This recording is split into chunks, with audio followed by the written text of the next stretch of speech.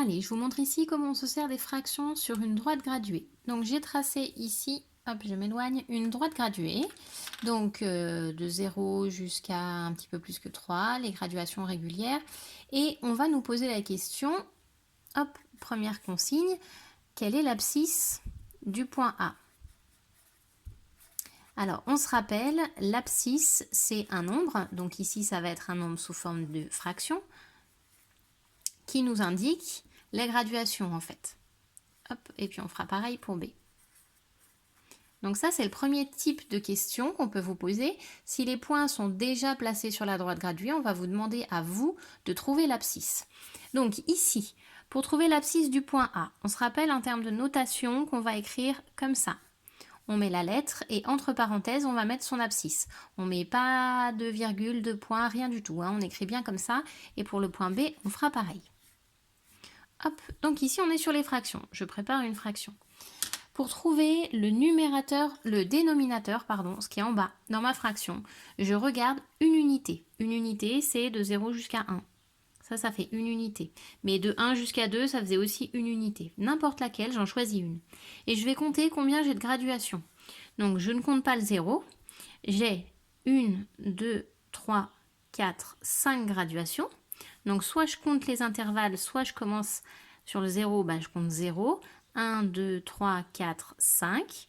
J'ai 5 graduations, donc je vais avoir 5 comme dénominateur pour toute la droite graduée. Ça veut dire que le B aussi, il sera sur 5, même s'il est là-bas super loin.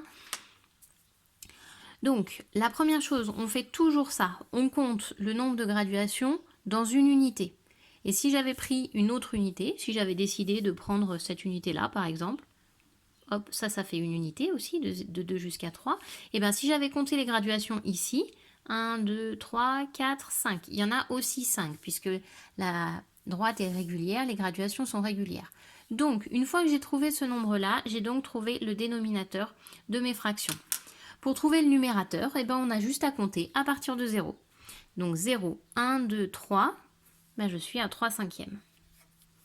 Et on continue. Donc j'étais à 3, 4, 5, 6, 7, 8, 9, 10, 11. Donc ici, je suis à 11 cinquièmes. Pour trouver le numérateur en haut, on part de 0 et on compte de 1, 2, 3, 4, 5, de 1 en 1. Et ça va nous donner notre numérateur. Et le dénominateur, lui, c'est combien on a de graduation dans une unité. Donc ça, c'est le premier type de consigne qu'on peut vous donner. Vous demandez de trouver l'abscisse d'un point. Le deuxième type de consigne, hop, je change de couleur. On va pouvoir vous demander de placer un point sur la droite graduée. Donc par exemple, plaçons le point C qui a pour abscisse 7 cinquièmes et le point D qui a pour abscisse 14 cinquièmes.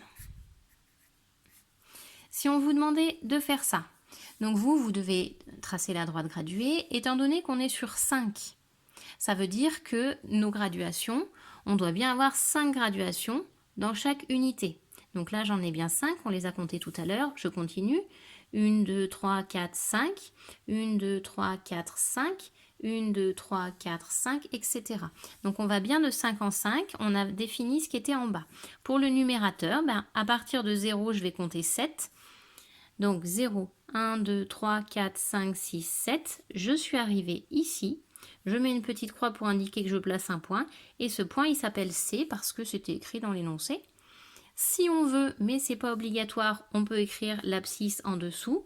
C'est pas une obligation parce que si on les met tous partout, après ça va être assez chargé. Si je voulais mettre le point D, on continue. Ici, on était à 7, 8, 9, 10, 11, 12, 13, 14. 14, c'est ici. Et le sur 5 veut dire juste qu'on a 5 graduations. Le 14, c'est combien on a de graduations à partir du 0. Et le 5, c'est combien on a de graduation dans chaque unité. Donc là, je place le point D et j'ai terminé. Donc on a deux types de consignes. Soit les points sont déjà placés et on vous demande à vous de trouver les abscisses. Soit les points ne sont pas placés, on vous donne les abscisses et on vous demande à vous de placer les points. Toujours sur la même droite graduée, toujours avec la même méthode.